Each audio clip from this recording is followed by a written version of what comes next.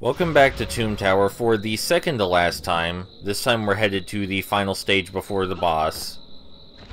It's just straight to our left, and there are not even any enemies along the way. And don't worry, this time I intend to remember that I have the Midas Shield ability, so you'll actually get to see me use it. Let's get started. Right as the stage starts, we want to immediately turn around, because we spawned in a cave.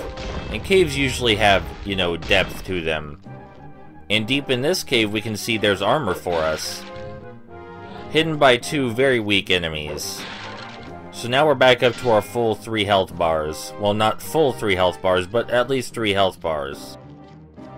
This level is all about the fighting. There are more enemies in this level than in any of the others so far.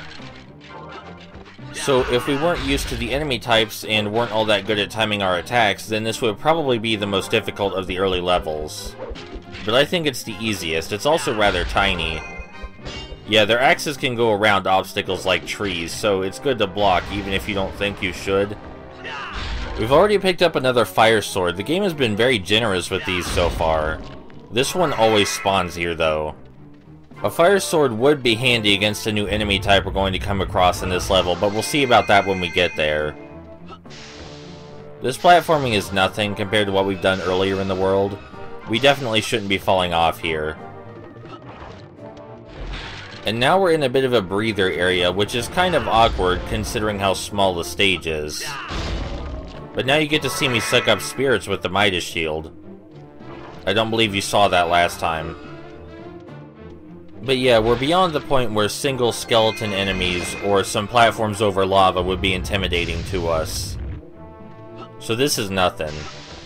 Up here there are 3 tombstones with lots of spirits, which of course means we have a ghost buddy.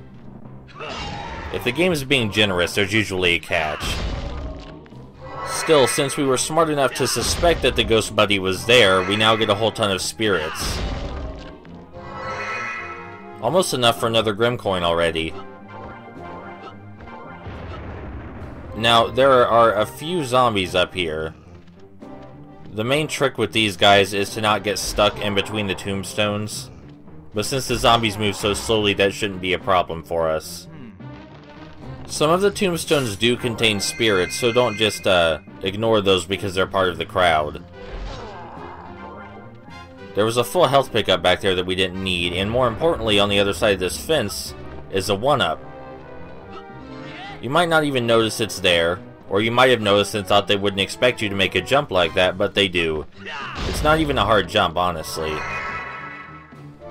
I did just kind of wave off that full health pickup that's up here, but if you were playing the game and you got hurt a lot, that would be a lifesaver. So always make sure you explore your environments thoroughly. Now, I wanted to show off the spinning attack, but I didn't time it right the first time. That's okay, we still took minimal damage. This cave doesn't have anything special for us, unlike the starter cave, which contained our armor. But there is an eye up here, an eye of a skull. We can only reach that diamond by throwing our Midas Shield at it. There's just actually no other way to get up to that eye. You have to use your Midas Shield.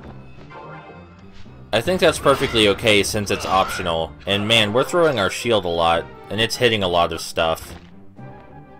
Hopefully we'll still have enough shield left for, when we actually need it. We're hopping around this area and doing things out of order, but it's a big area, so they probably expected that. We want to lure these skeletons back away from that treasure chest for a very important reason. That treasure chest is special. It contains a wizard. If that wizard would have hit us with his magic while he was still alive, we would have turned into either a baby or a very old Maximo, both of which are completely useless in combat, making them very vulnerable. Good thing we had our fire sword projectile. Over in this hidden area with the waterfall, there's a treasure chest that we have to step on top of to reveal. There are a lot of those. There is a method to finding them, but we won't get it until later. That chest did contain a health pickup, which was very useful to us. Now let's finally take care of the enemy on the bridge. Man, like I said, our shield's taken a lot of beatings. We still have 4 left, it looks like. But, we should be careful. Just jumping on the very edge of this platform is the easiest way to get around those skulls. That way they can't even aim towards you. Not that they aim to begin with, but you understood what I meant. And near the exit, as always, there are a big group of enemies. We still have our fire sword, though. So if we're careful with it... Well, if we were careful with it, that would have been easy. At least we got most of them out of the way.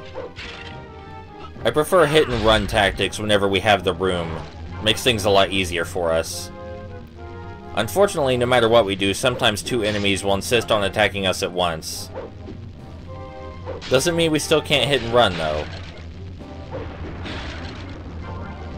We just have to jump out of the way instead of block, because our shield isn't in the best shape.